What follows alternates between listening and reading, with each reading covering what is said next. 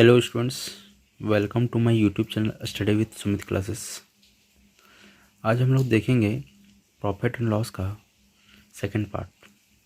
जैसा कि मैंने पिछले वीडियो में बताया था कॉस्ट प्राइस और सेलिंग प्राइस के बारे में। कॉस्ट प्राइस क्या होता है? क्रय मूल्य होता है। और सेलिंग प्राइस क्या होता है? विक्रय मूल्य होता है। कॉस्ट प्राइस मतलब होता है कि जिस मूल्य पे कोई भी वस्तु खरीदा जाता है उसे क्रय मूल्य कॉस्ट प्राइस कहते हैं, और जिस मूल्य पे बेचा जाता है उसे विक्रय मूल्य या सेलिंग प्राइस कहते हैं। ठीक है। तो उसके बाद हमने बताया था कि आपको कि प्रॉफिट कब होता है, जब सेलिंग प्राइस कॉस्ट प्राइस से अधिक होगा तब प्रॉफिट होगा, और जब कॉस्ट प्राइस अधिक होगा सेलिंग प्राइस से तो लॉस होगा, मतलब हानि होगा। प्रॉफिट मतलब लाभ और लॉस मतलब हानि। ठीक है। तो आज हम लोग देखेंगे कि कैसे हम लोग प्रॉफिट परसेंट और लॉस परसेंट निकालते हैं। ठीक है।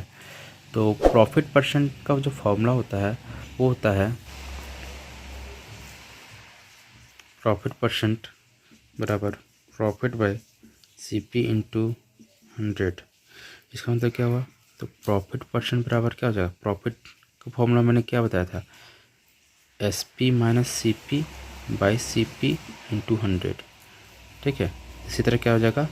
लॉस परसेंट बराबर हो जाएगा लॉस बाई CP इंटू 100, और लॉस बराबर क्या होता है? CP minus SP by CP into 100।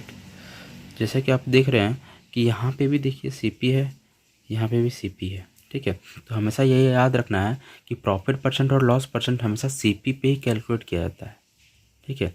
यहाँ पे कभी भी नीचे डिनोमिनेटर में हर में SP नहीं करना है।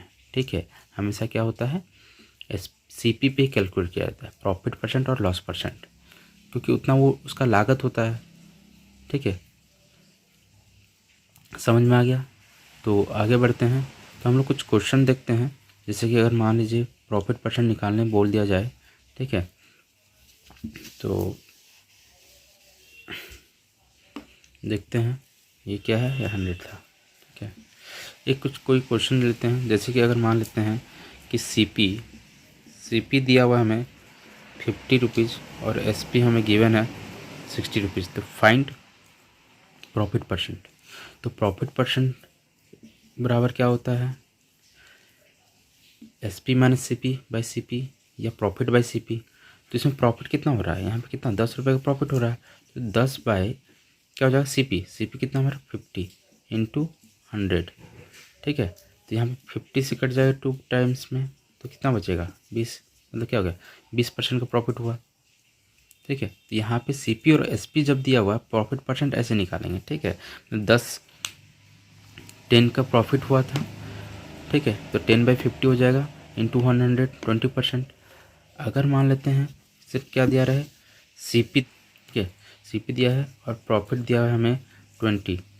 तो फिर क्या निकालेंगे? प्रॉफिट परसेंट बराबर क्या हो जाएगा? Profit by CP। तो प्रॉफिट कितना? 20/50 इंटू 100। तो 52 से 100 हो जाएगा। ठीक है। तो ये कितना जाओ? 40%। ठीक है। तो ये दोनों फॉर्मूला हमें याद रखना है। अगर CP और प्रॉफिट दिया रहेगा तो ऐसे बनाना है, अगर CP और SP दिया रहे तो ऐसे बनाना है। ठीक है। ये तो इजी हो गया। और इसी तरह क्या? लॉस परसेंट का। ठीक है। तो लॉस परसेंट में क्या होता है? CP दिया हुआ है हमें और SP हमें गिवन है मान लेते 40। ठीक है। तो यहाँ पे क्या हो रहा है? हमें लॉस हो रहा है। CP 50 है और SP क्या है? 40 है। तो हमें लॉस हो रहा है कितने का? 10 रुपये का लॉस हो रहा है। ठीक है। तो लॉस कैसे निकालते हैं? CP माइनस SP निकालते हैं। इसलिए लॉस परसेंट बराबर क्या होता है? Loss by 100, loss by CP। तो लॉस हो गया 10 और CP कितना है? 50 इंटू 100। ठीक है। तो यहाँ पे भी क्या कट करेंगे तो क्या होगा? 10 गुना 20, ये क्या होगा? 20%। 20% का लॉस हो रहा है। ठीक है। अगर मान लेते हैं CP दिया रहता है और लॉस दिया रहता है 10 रुपये।